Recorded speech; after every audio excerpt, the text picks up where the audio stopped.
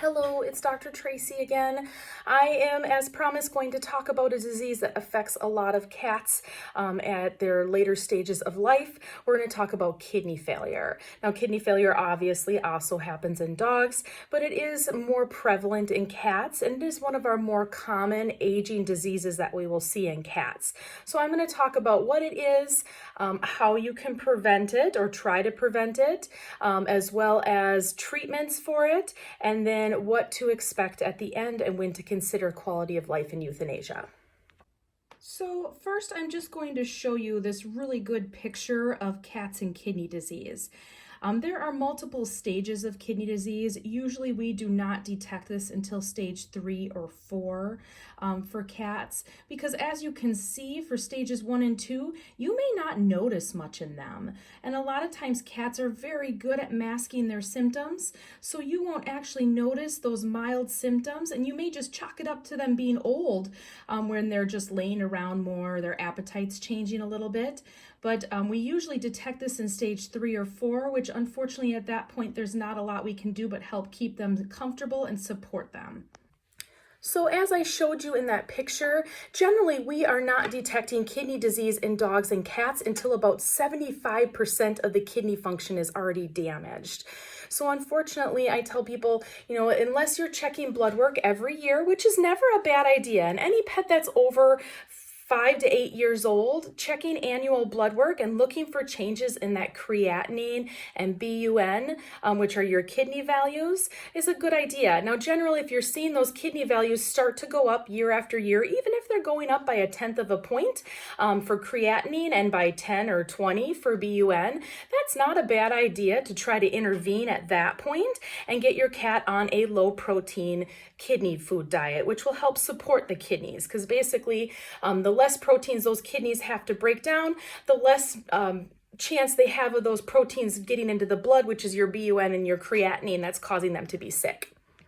Now, if your vet suspects kidney failure, they're going to run routine blood work right away. They're going to run a full panel. So they're going to look at electrolytes, which look at your potassium, because your kidneys are responsible for sodium and potassium ratios, which are the minerals in your body that help your body function properly. They're also going to check a CBC, looking at mainly your red blood cells. They're going to look for infection with white blood cells, because sometimes infections in kidneys can cause your kidney values to be high, but they're going to look for anemia and make sure your pet has plenty of red blood cells.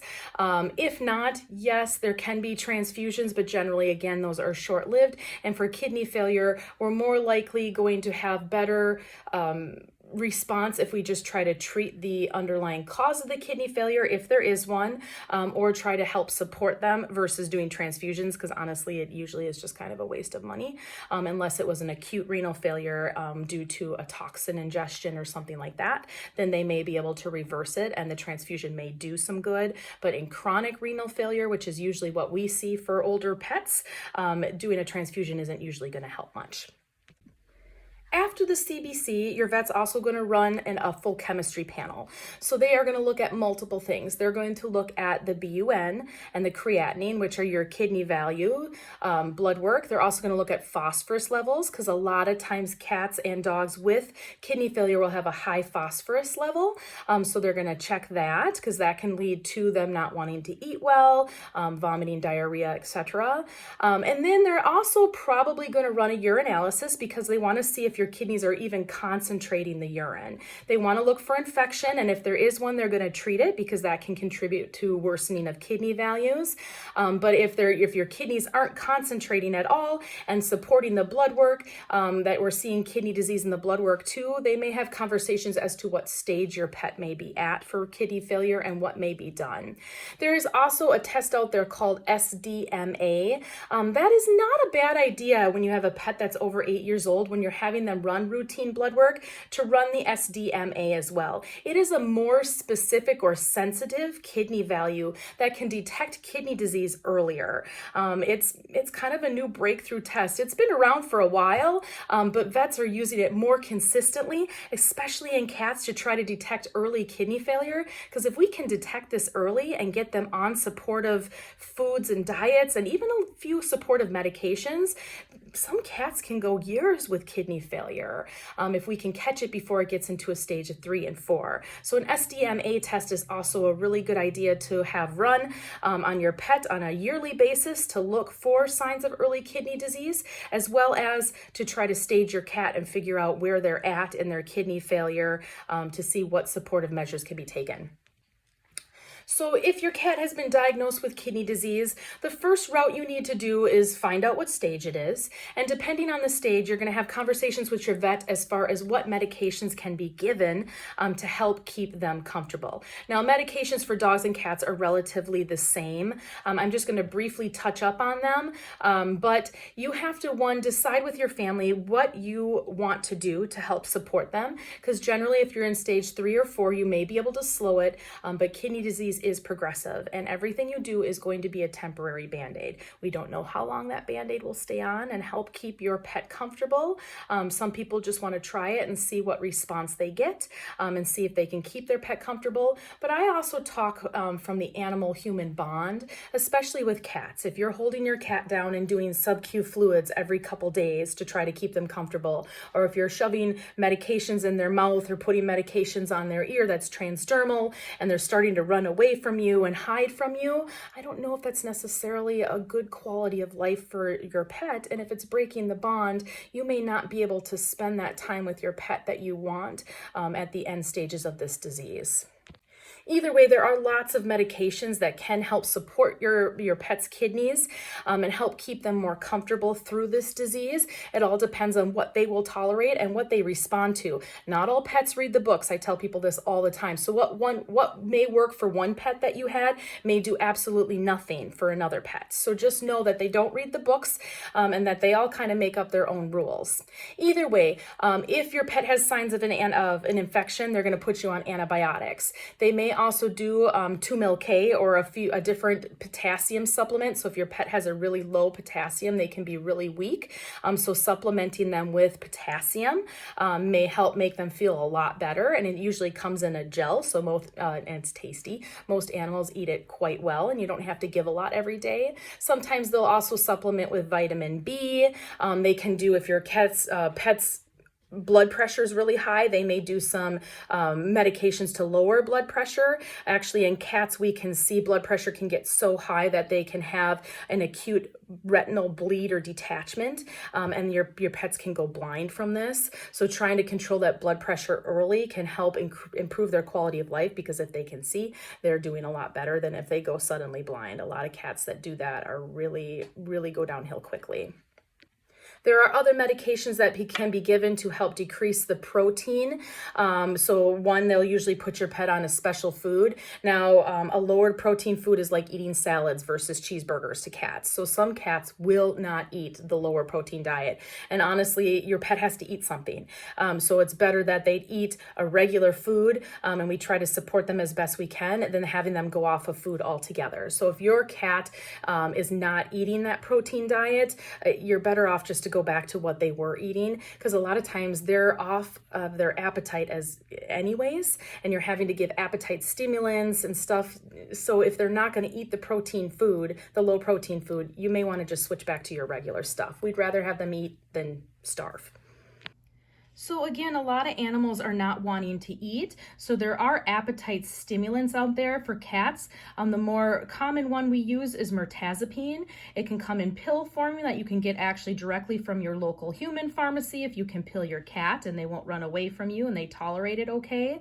There's also, it can be compounded into a liquid, or there's a transdermal that you can put on their ear pinna. It's not absorbed quite as well, but it actually does a pretty good job, and that will help stimulate their appetite. For dogs, there's a product called Entice that you can use. And for anti-nausea, there's Serenia, that's every 24 hours. It's used off-label in cats, more so it's for dogs. But there's also Zolfram or ondansetron that can be used for anti-nausea.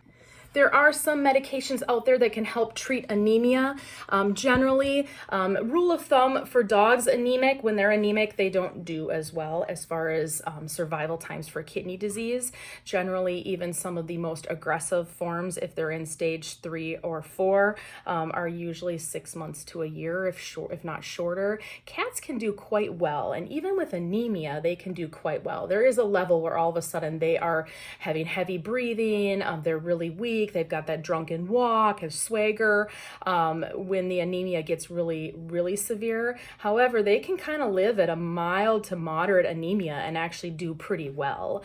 But there are medications out there that can help with that. And then lastly, the mainstay of kidney disease, aside from the diet, is sub-Q fluids. So giving them fluids to help flush out those kidneys better. Even though your pet is usually drinking and peeing a ton, they're not flushing out those values. So to diurese or make those kidneys work harder, a lot of times you're doing sub-Q fluids at home. Now that depends on if your animal is able to tolerate that, because sometimes you're doing sub-Q fluids once or twice a week. Sometimes you're doing it every other day. And in the really early stages of finding this, you could be doing this daily. So it depends on if your animal is able to tolerate that. Of course, you are more than welcome to bring them into your vet, usually on an outpatient basis, and the technicians can do that for you. It can get quite pricey though, to have that done that often, or they can teach you, and it is something that you can do at home if your animal will tolerate it. So I'm also going to really just touch up on signs and symptoms you can see of kidney disease. So a lot of times you'll see a decreased appetite or them not wanting to eat at all. They'll kind of sniff their food, seem interested, but walk away. A lot of times you'll see very early in the disease that they're really thirsty and they're peeing a lot. Now that looks a lot like other things too, like diabetes. But if you're seeing your cat drink a lot and pee a lot, you should get them in and have the blood work done, because if we can detect this earlier, you're going to have a better chance of them surviving longer. A lot of animals you'll see vomiting, you can see some looser stools, sometimes you can smell bad breath if they get uremic. That is something that we can smell really, usually that's end stage kidney disease, but if you're noticing that, you'll want to get them in. If you're noticing your animal doing a lot of licking and stuff after they eat, they can get sores and ulcers in their mouths. You can also see them being more lethargic and sleepy, and of course weight loss. And as they progress, you may even start to see that little swagger, like they're starting to not feel good and get weak. You can see a poor coat early in the disease, and sometimes you can even see some bloody or cloudy urine if we're dealing with an infection that's causing kidney disease as well.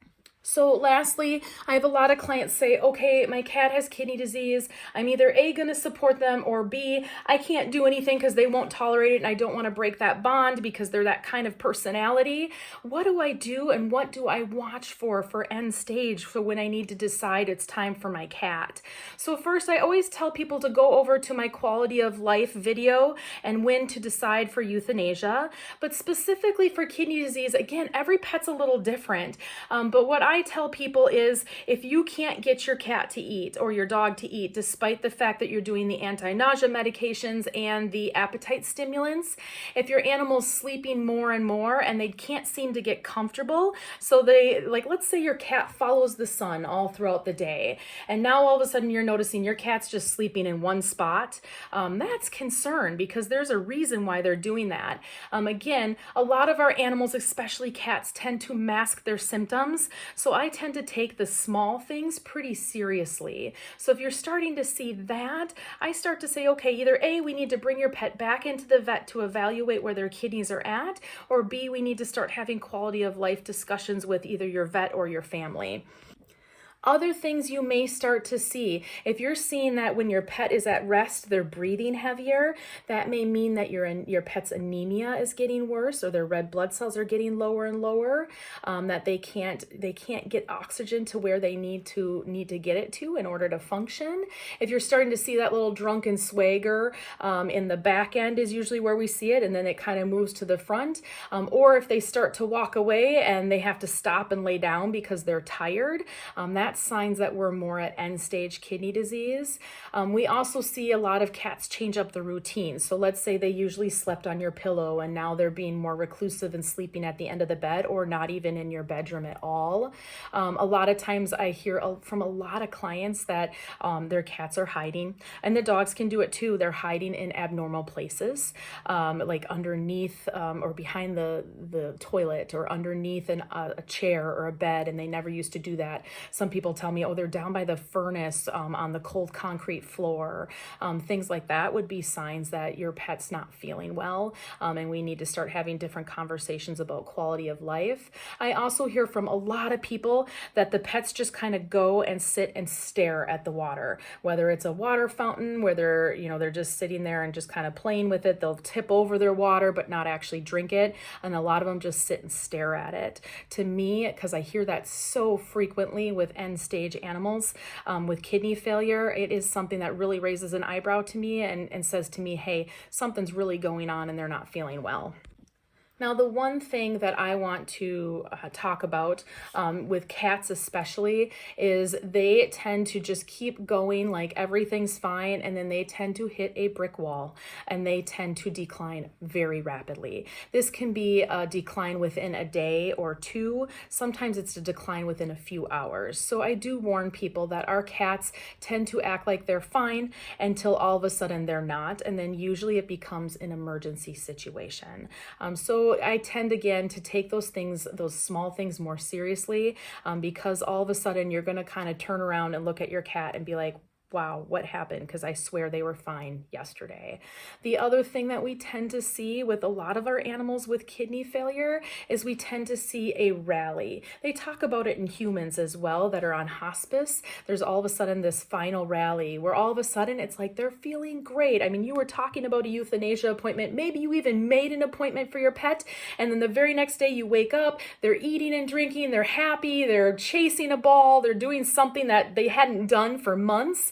We do see that. It's actually called the final rally. And we don't know how long those will last. So if that's something that you want to cherish, I tell people, at that point, give them some special treats, do some special playtime, do a little special trip outside. If there's something that they really like to do, those rallies generally don't last long. Usually it's a couple days, if that. It can be a couple weeks. But if you're starting to see any of those symptoms return and your pet was just doing absolutely phenomenally, that may be something where you may want to consider at least talking to a vet to see if it's time for euthanasia as those symptoms start to return before your pet diminishes too quickly. I hope this helps to answer some of your questions about kidney disease in cats and dogs. If you have any further questions, please don't hesitate to reach out. I do run a full-time business, home euthanasia and hospice, so I will try to get to your comments as quick as I can to try to help you out if you have any questions for me. Thank you.